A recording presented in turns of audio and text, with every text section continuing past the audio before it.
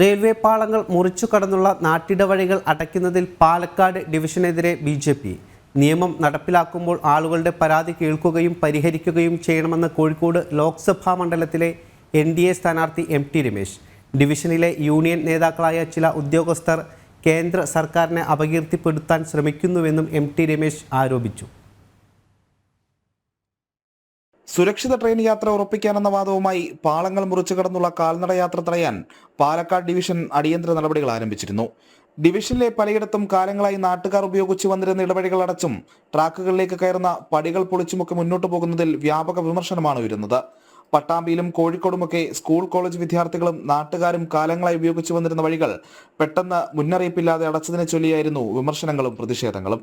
റെയിൽപാളം മുറിച്ചു കടന്ന് 200 മീറ്റർ നടന്നാലെത്താൻ കഴിയുന്ന സ്ഥലങ്ങളിലേക്ക് വഴിയടച്ചതോടെ കിലോമീറ്ററുകൾ സഞ്ചരിക്കേണ്ട ഗതികേടും പലയിടത്തുമുണ്ട്. റെയിൽവേയുടെ അവധാനതയില്ലാത്ത നടപടികൾക്കെതിരെ BJPയും രംഗത്ത് വന്നു. അപകടം ഒഴിവാക്കാനുള്ള പൊതു തീരുമാനം നടപ്പിലാക്കുമ്പോൾ സാമാന്യ മര്യാദ പാലിക്കാൻ റെയിൽവേ തയ്യാറാകണമെന്ന് BJP സംസ്ഥാന ജനറൽ സെക്രട്ടറിയും കോഴിക്കോട് ലോക്സഭാ മണ്ഡലത്തിലെ NDA സ്ഥാനാർത്ഥിയുമായ M.T. രമേശ് ആവശ്യപ്പെട്ടു. നിയമം ഉണ്ടാകും. നിയമം നടപ്പിലാക്കുമ്പോൾ കാണിക്കേണ്ട ചില സാമാന്യ മര്യാദകളുണ്ട്. ഒരു സുപ്രഭാതത്തിൽ വന്നിട്ട് ആളുകളെല്ലാം കുടിയൊഴിപ്പിച്ച് അവർക്കുള്ള വഴിമുട്ടിക്കാനാണ് കേന്ദ്ര ഗവൺമെൻറ് അവരോട് പറഞ്ഞിട്ടുണ്ട്.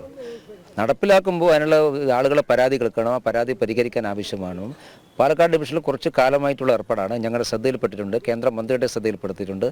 ഡിവിഷനിലെ യൂണിയൻ നേതാക്കളായ ചില ഉദ്യോഗസ്ഥർ കേന്ദ്ര സർക്കാരിനെ അപകീർത്തിപ്പെടുത്താൻ ശ്രമിക്കുകയാണ്. അത് ചില യൂണിയൻ്റെ ചില ആളുകൾ ചെയ്യുന്നതാണ്. ബോധപൂർവ്വം കേന്ദ്ര ഗവൺമെൻറ് ഡിഫെയിം ചെയ്യാനുള്ള ശ്രമം അതിൻ്റെ പുറകിലുണ്ട്. ആ യൂണിയൻ ആരാണെന്നൊക്കെ നന്നായിട്ട് അറിയാം. അത് കേന്ദ്ര ഗവൺമെൻറ് ശ്രദ്ധയിൽപ്പെടുത്തിയിട്ടുണ്ട്. 1355 ജീവനുകളാണ് 3 വർഷത്തിനിടെ പാലക്കാട് ഡിവിഷനിലെ റെയിൽവേ ട്രാക്കുകളിൽ പൊലിഞ്ഞത്.